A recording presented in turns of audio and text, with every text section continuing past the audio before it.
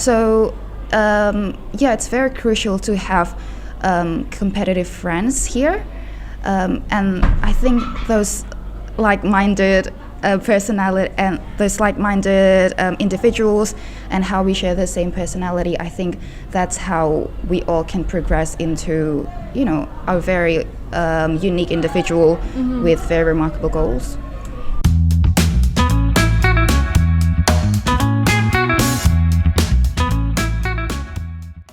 Assalamualaikum warahmatullahi wabarakatuh. Greetings everyone. So today we're here in PK Podcast Knowledge with our special guest Miss Jasmine Amalya Chairunisa. So since you're here, can you tell me more about yourself? Sure. Assalamualaikum warahmatullahi wabarakatuh. Hi everyone, my name is Jasmine Amalya Chairunisa. I was the fourth cohort to graduate from SMP Muhammadiyah Program Khusus Kottabarat, Surakarta. And then I continued to SMA Negeri 3 Surakarta. I finished in 2 years, and then I went to Monash University for a Bachelor in Biomedical Science. I went back home for a bit, and then I went back to Melbourne to do a Master in Biomedical Science in the University of Melbourne with LPDP scholarship. So yes, the interesting fact here is that she's an alumni of the PK Muhammadiyah Program Khusus Kottabarat. So it's really great to have someone who has a prestigious university in the study abroad system. So let's just get into the first question. What was it like in the PK Muhammadiyah Program Khusus Kottabarat? How was your learning experience here? Well, to start, it was an entirely different experience from what it is now, because I was the fourth cohort and it was pretty early, so PK is still establishing its branding.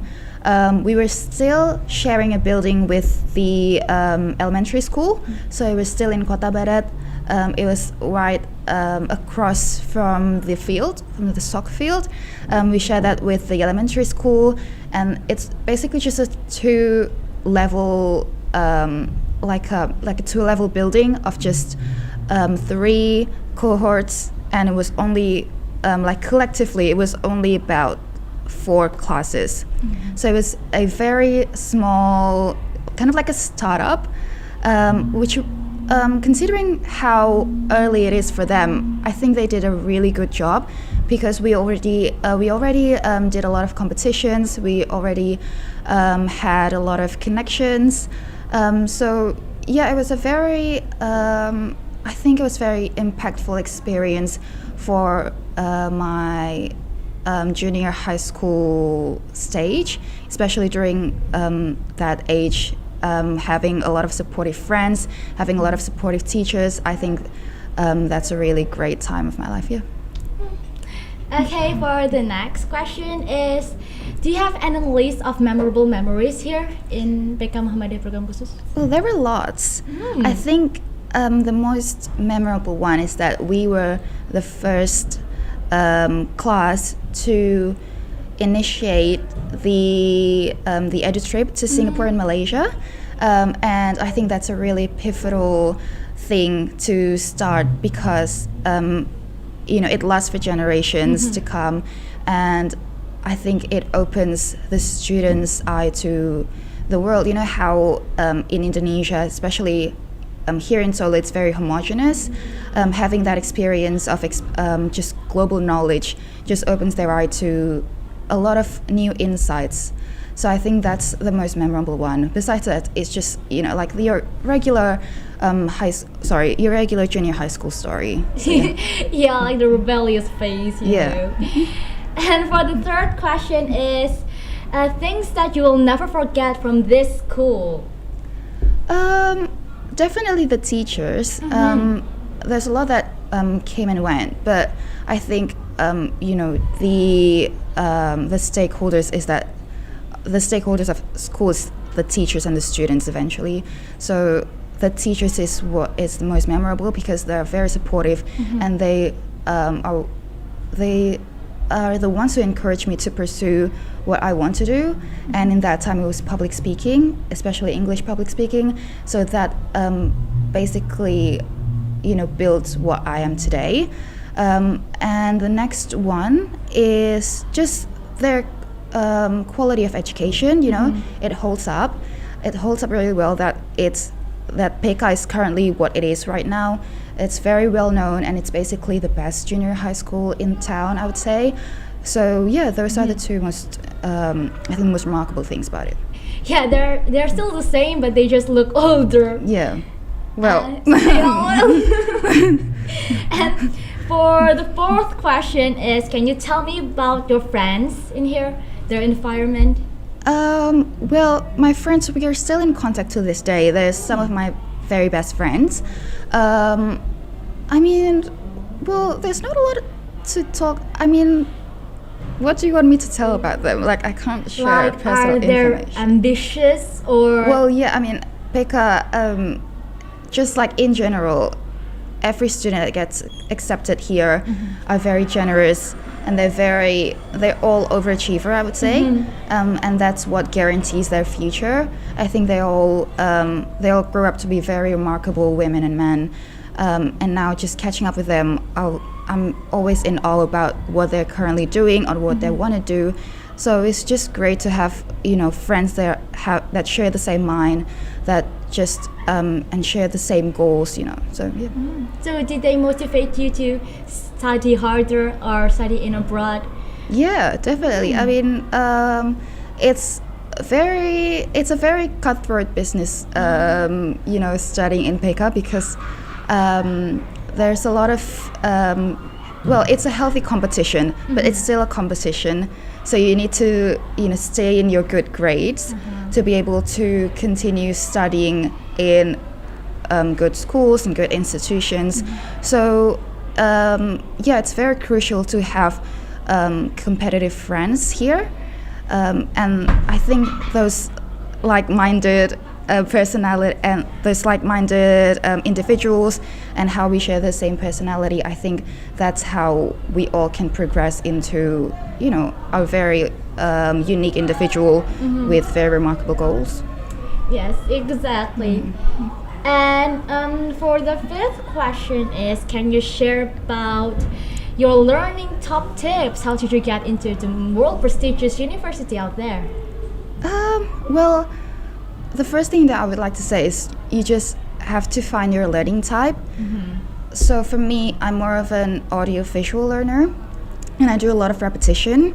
So it's just a lot of exposure and a lot of, you know, repeating what is learned, and not only just learning so from the textbook, but you have to learn it in the bigger context.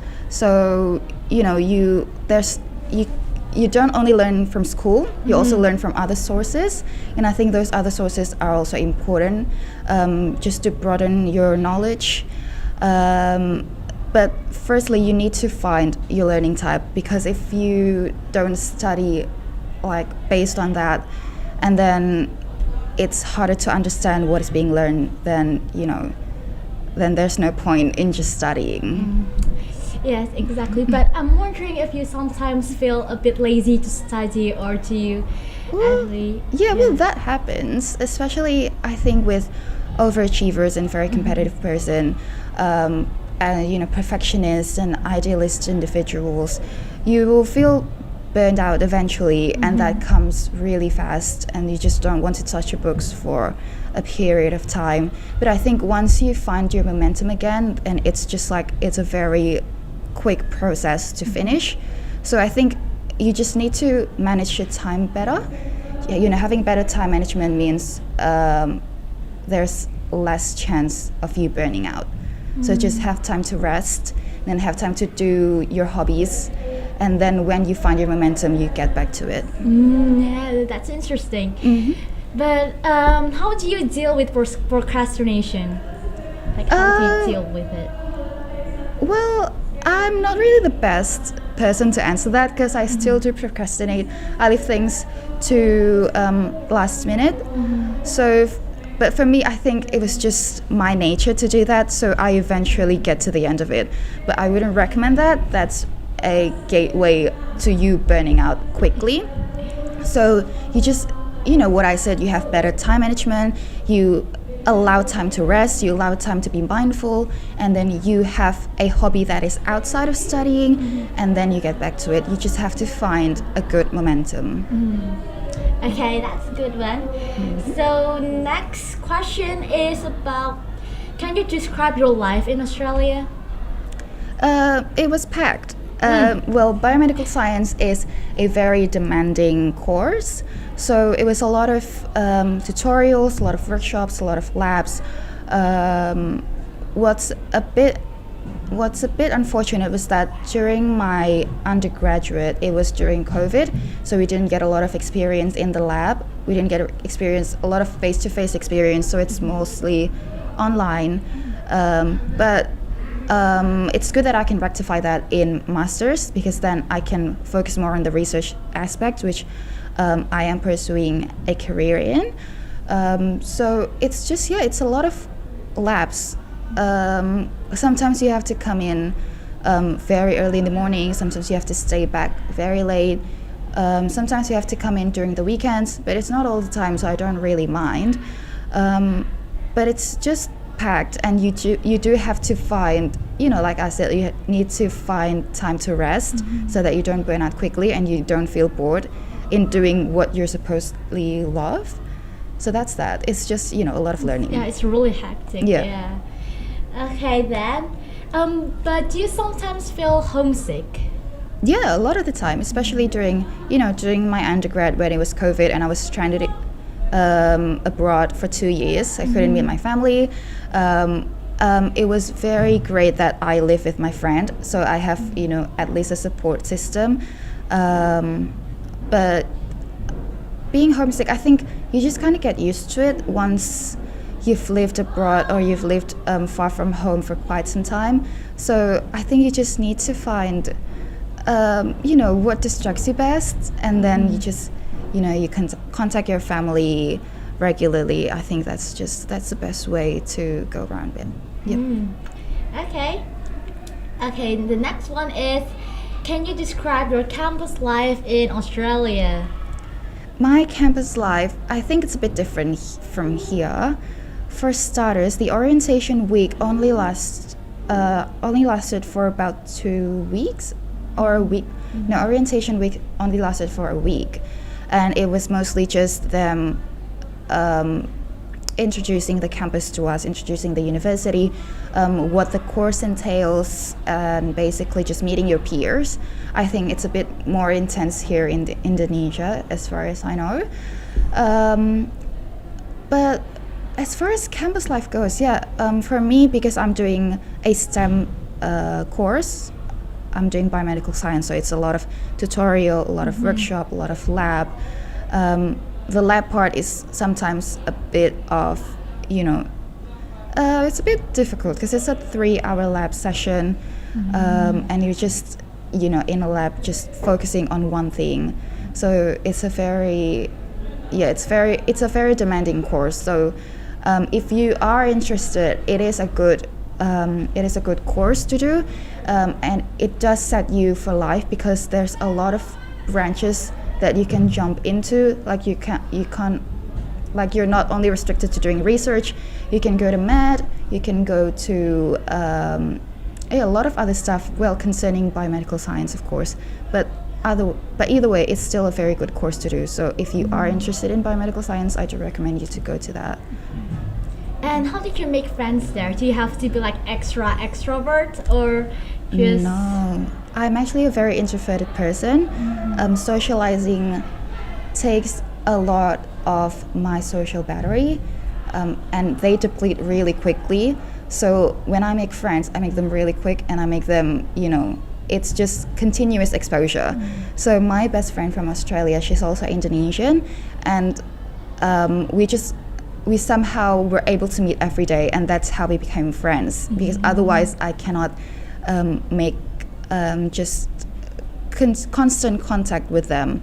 Then if I can't make constant contact with them, it's just difficult for me to befriend them, and that's how I befriend my current best friend in Australia, is that we somehow were able to meet at least like 3 or 4 times a week, and then we managed to live together before COVID. So during COVID, we see each other every day.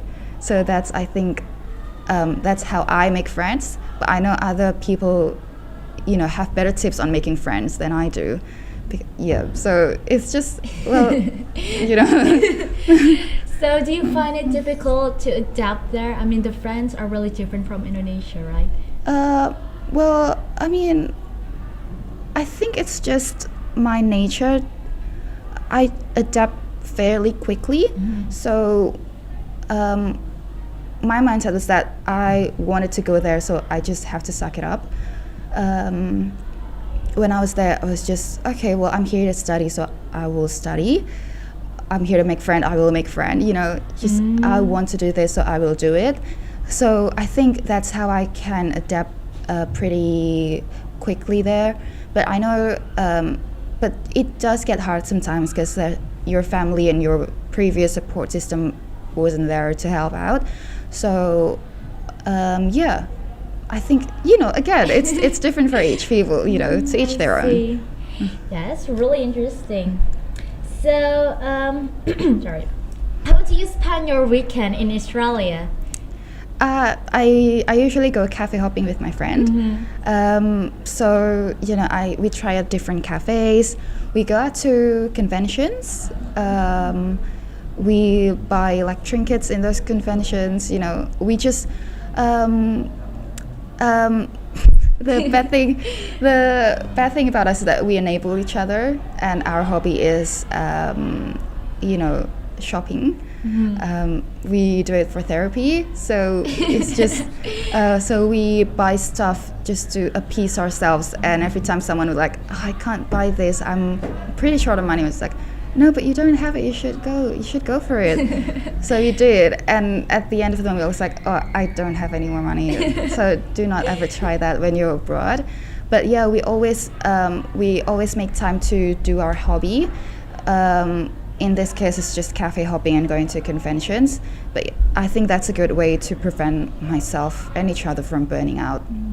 I heard that you like anime, so I think you go to anime convention a lot, right? Yeah. But I think like things there are pretty expensive. Is it? The foods, I mean. Well, I mean, the foods were pretty restricted because there wasn't a lot of halal options. But in terms of trinkets and merch, well, they were expensive, but we don't go out every week. It was just like once a month thing. So, we were trying to hold ourselves back most of the time. And most of the time it failed. Okay. Yeah. Oh, really? Yeah. Oh, okay. Okay, for the ninth question, how do you get in touch with Australia? With my friends?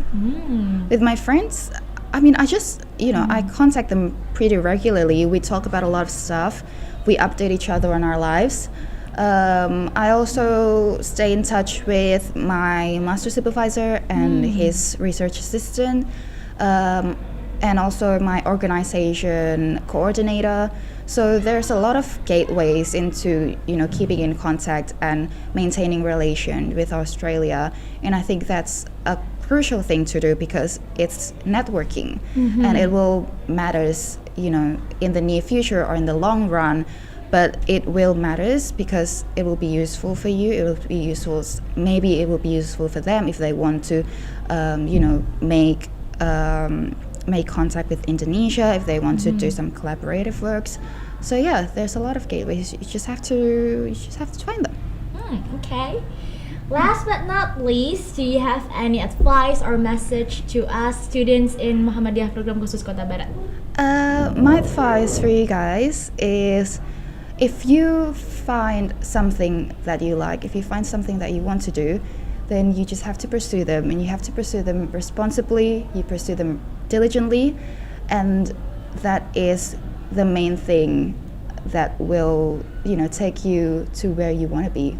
So, just find what you love and do it constantly.